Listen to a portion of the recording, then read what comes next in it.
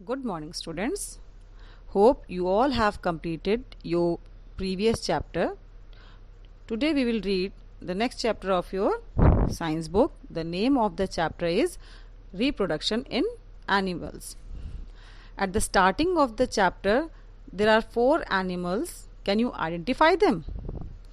Let me tell you the name of the animals. First one is bear, second cat, third goat, and fourth one is elephant. Animals reproduce to form more of their own kind. Babies are called offspring. Those adults that produce offsprings are called parents. The process by which an animal is able to produce another animal like itself is known as reproduction. Reproductions help in the continuity of life on earth. First of all we must know what is reproduction. Reproduction क्या होता है? Reproduction उस process को बोलते हैं जिसमें जो animals हैं वो अपने ही टाइप के बच्चों को, अपने ही से मिलते जुलते एनिमल्स को, बेबीज को प्रोड्यूस करते हैं और इस प्रोसेस को ही रिप्रोडक्शन कहते हैं. और रिप्रोडक्शन किस लिए ज़रूरी है कि चाहे वो एनिमल्स हो, चाहे वो ह्यूमन बीइंग हो, वो अर्थ पे उसकी कंटिन्यूटी बनी रहे. तो जो animals reproduce to form more their own kind.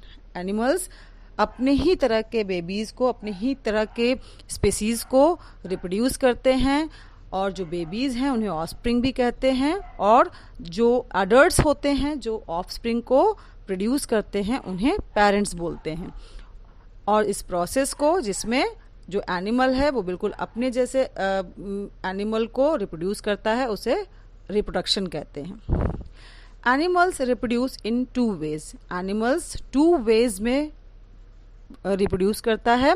First one is by laying eggs और second one is by giving birth to fully formed babies. जैसे आपने देखा होगा कई एनिमल्स ऐसे होते हैं जो एग्स देते हैं, जैसे hen है, बर्ड्स हैं, ओके. और कई ऐसे होते हैं जो फुल्ली फॉर्म्ड बेबीज देते हैं, like human beings, like elephant, like cows, etcetera.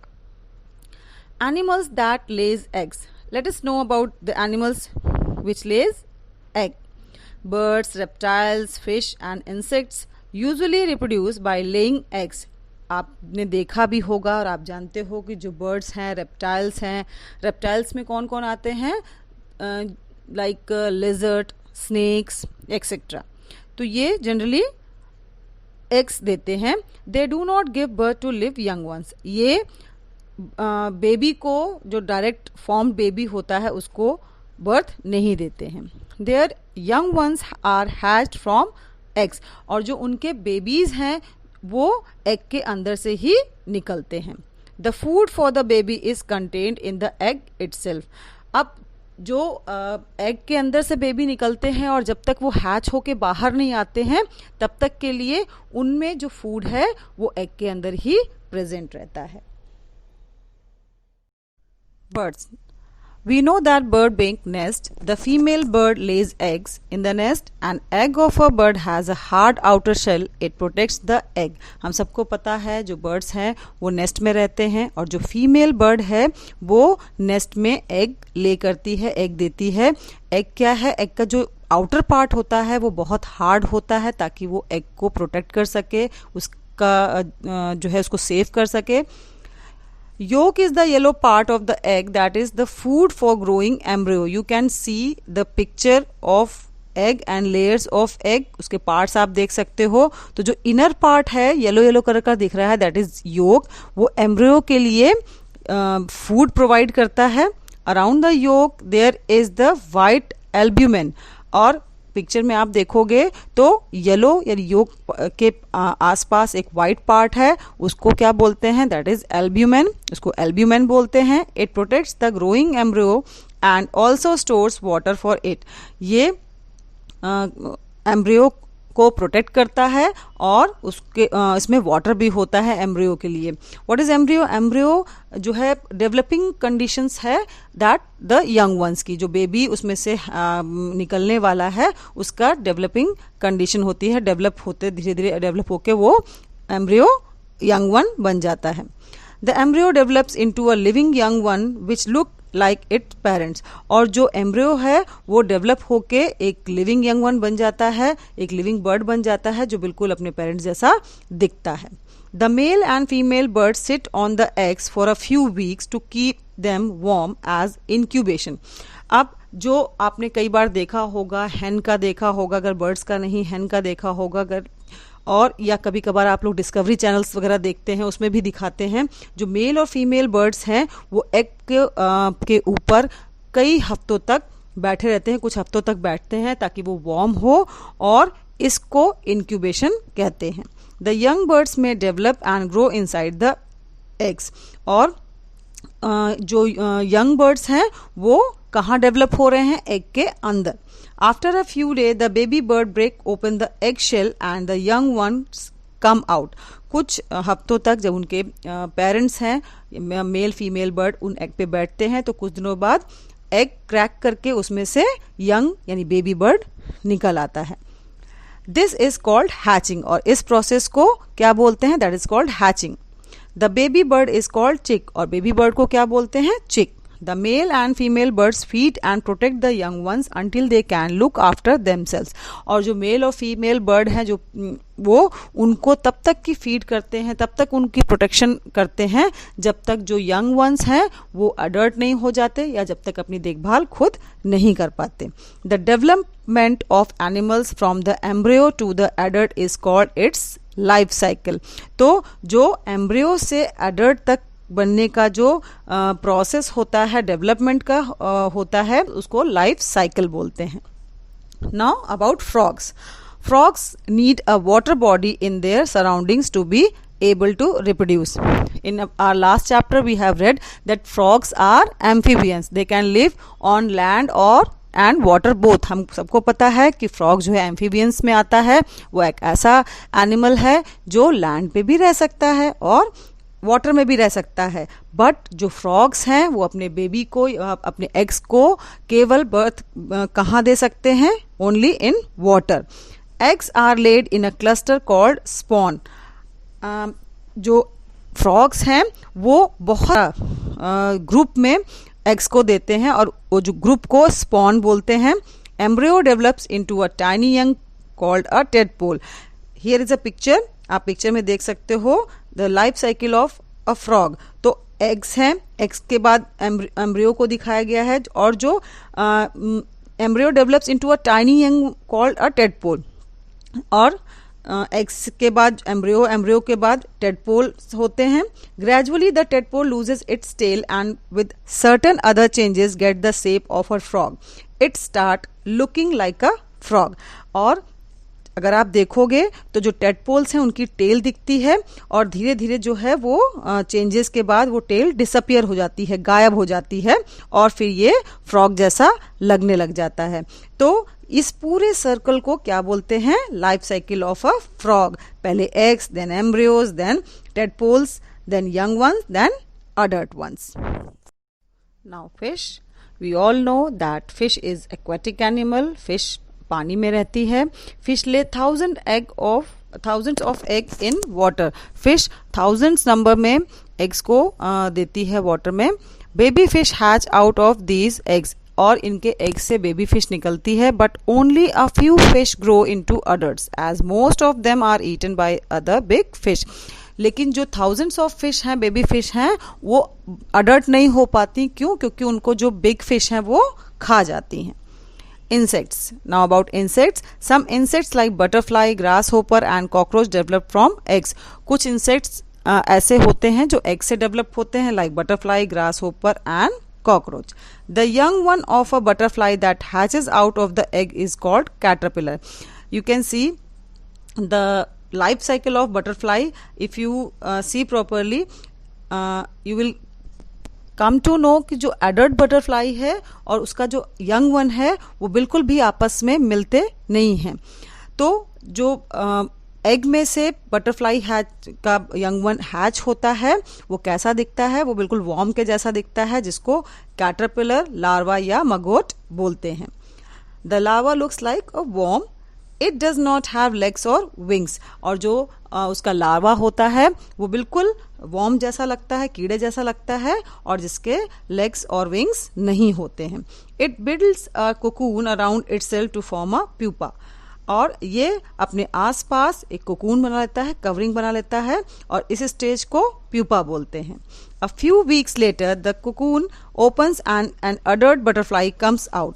और कुछ हफ्तों के बाद जो ये कोकून है, प्यूपा है, कोकून ओपन होता है और उसमें से यंग बटरफ्लाई, अडल्ट बटरफ्लाई बाहर आती है. Insects baby are not looked after by the parents. और जो इंसेक्ट बेबीज हैं उनको उनकी देखभाल उनके पेरेंट्स नहीं करते हैं. अभी जैसे मैंने पिछले उसमें बताया आपको कि जो बर्ड्स हैं, बर्ड्स की लुक आफ्टर तब यंग वंस की लुक आफ्टर उनके पेरेंट्स कब तक करते हैं, जब तक वो अपनी देखभाल खुद नहीं कर सकते. लेकिन इंसेक्ट्स के साथ ऐसा नहीं है. इंसेक्ट्स बेबीज को उनके पेरेंट्स लुक आफ्टर नहीं करते हैं. Insects like grass hopper and cockroach pass through 3 life cycle stages. तो और जो ये ग्रास होपर हैं, कॉकरोच हैं, इनका जो लाइफ साइकिल है उसमें 3 स्टेजेस होती हैं. The egg hatches into a young cockroach called nymph. और जैसे जो कॉकरोच है, कॉकरोच एग से यंग कॉकरोच में निकलता है जिसको नाइम्फ बोलते हैं. Which look similar to the adult but does not have wings. जो देखने में तो बिल्कुल एडल्ट कॉकरोच की तरह होता है लेकिन उसके विंग्स नहीं होते हैं. It sets it's skin several times and changes into an adult. ये बहुत बार अपनी स्किन को श्रेड करता है, अपनी स्किन को छोड़ता है और एक अडल्ट में चेंज हो जाता है. This process of shedding of old skin is called माउल्टिंग. और जो ये स्किन शेड करने का जो प्रोसेस होता है, इस प्रोसेस को ओल्ड स्किन को के जो श्रेड करता है उसको माउल्टिंग बोलते हैं. Now reptiles. Lizards, snakes and turtles form a group of animals called reptiles. जो lizards हैं, snakes हैं, टर्टल हैं, ये किस ग्रुप में आते हैं? ये रेप्टाइल्स ग्रुप में आते हैं. They do not needed a water body for reproduce even if they live near reverse. इनको जो है अपने बेबी को बर्थ देने के लिए या एग ले करने के लिए इन्हें वाटर बॉडी की ज़रूरत नहीं होती, भले ही ये रिवर के पास क्यों ना रहते हों. They lay their eggs on the ground. ये अपने एग्स कहाँ देते हैं? ये लैंड पे देते हैं, ग्राउंड पे देते हैं. Their egg shells are hard and hence do not break. और इनके जो एग शेल्स होते हैं वो हार्ड होते हैं और इसलिए टूटते नहीं हैं. After laying the eggs some of them go away and never come back. कई बार तो ऐसा होता है कि रेप्टाइल्स अपने एग को ले करने के बाद उनके पास कभी नहीं आते हैं. The eggs are warm by the heat of sun. Many of them are eaten by other animals. अब जो एग्स हैं वो हैच कैसे होते हैं, उनको वार्मथ कहाँ से मिलती है? वो उनको सन से हीट मिलती है. और कई बार जो ये एनिमल्स हैं, इनके जो एग हैं वो दूसरे एनिमल्स उनको खा लेते हैं. On the other hand, crocodiles make nest for their eggs on the ground and remain close till they hatch. अभी हमने देखा कि कुछ रेप्टाइल्स लाइक लिजर्ड, स्नेक्स ऐसे होते हैं जो अपने बेबीज को, जब अपने एग्स को ले करते हैं ग्राउंड पे और उनके पास वापस कभी नहीं आते. But some reptiles are there like crocodile जो एग्स देते हैं, ग्राउंड पे नेस्ट बनाते हैं, उसमें एग्स ले करते हैं और उनके पास तब तक रहते हैं जब तक कि वो हैच नहीं हो जाता, जब तक उसमें से यंग वन नहीं निकल आता. When the eggs hatch the mothers picks the young ones in her mouth and carry them to the water. और जब एग हैच होता है, उसमें से यंग वंस निकलता है, तो मदर क्या करती है? मदर अपने माउथ में उस यंग वन को लेती है और पानी में ले जाती है. They guard them for a few months. और उनकी जो मदर है वो कब तक गार्ड करती है? जब कुछ महीनों तक की गार्ड करती है, जब तक कि वो यंग वंस थोड़ा बड़ा नहीं हो जाता और अपने आप से अपनी लुक आफ्टर नहीं कर पाता. Animals that give birth to their babies. अभी हमने पढ़ा कि कुछ एनिमल्स ऐसे होते हैं जो एग्स देते हैं और कुछ एनिमल्स ऐसे होते हैं जो यंग वंस बेबी को बर्थ देते हैं. Animals like cows, dogs, rabbit, cats, goats, buffaloes, lions and tigers give birth to babies. ये जो एनिमल्स हैं जैसे काउज हैं, डॉग्स हैं, रैबिट है, ये सब क्या करते हैं, ये बेबी को बर्थ देते हैं, ये एग नहीं देते, ये बेबी को बर्थ देते हैं। They feed them on with their milk, और वो अपने बच्चों को अपना मिल्क पिलाते हैं। Such animals are called mammals, और जो एनिमल्स डायरेक्ट बेबी को बर्थ देते हैं और अपना मिल्क पिलाते हैं उन्हें मैमल्स कहते हैं। Human beings are also mammals, human beings भी मैमल्स की कैटेगरी में आता है। The babies of mammals grow inside the body of the mother for 9 months, और जो मैमल्स के बेबी होते हैं वो मदर के अंदर 9 months तक की मदर की बॉडी के अंदर रहते हैं। When the babies are born, they cannot take care of themselves, और जब बेबी बर्थ लेता है उस समय वो अपना ख्याल बिल्कुल अपनी केयर नहीं कर पाते। Once born the parent guard feed and keep their babies clean, और जब एक बार वो बेबी का बर्थ हो जाता है तो जो उनके पेरेंट्स होते हैं वो उनको प्रोटेक्शन देते हैं, उनको फीड करते हैं, उनको खिलाते हैं और अपने बेबी को क्लीन रखते हैं।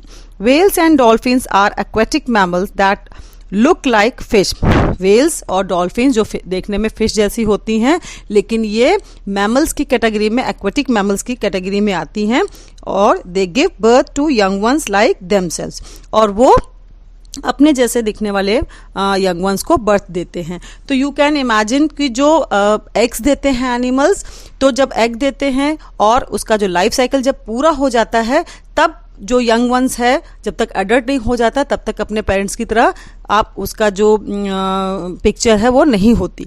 लेकिन जो मैमल्स हैं वो जैसे ही बर्थ लेते हैं वैसे ही अपने यंग वंस से, अपने एडल्ट से उनका जो पिक्चर है, जो इमेज है वो लगने लगती है। Parental care of the young ones of animals. Our parents take care of us. हम सबको पता है, जैसे आप लोग बहुत छोटे छोटे हो, हमारे जो पेरेंट्स हैं, आपके पेरेंट्स हैं, आपकी देखभाल करते हैं। They meet our needs so that we may grow up into a healthy responsible person and can take care of our self. वो हमारी नीड्स को पूरा करते हैं, वो हमें एक रिस्पॉन्सिबल और हेल्दी पर्सन बनाने में मदद करते हैं ताकि हम अपना ख्याल आगे चलकर खुद रख सकें।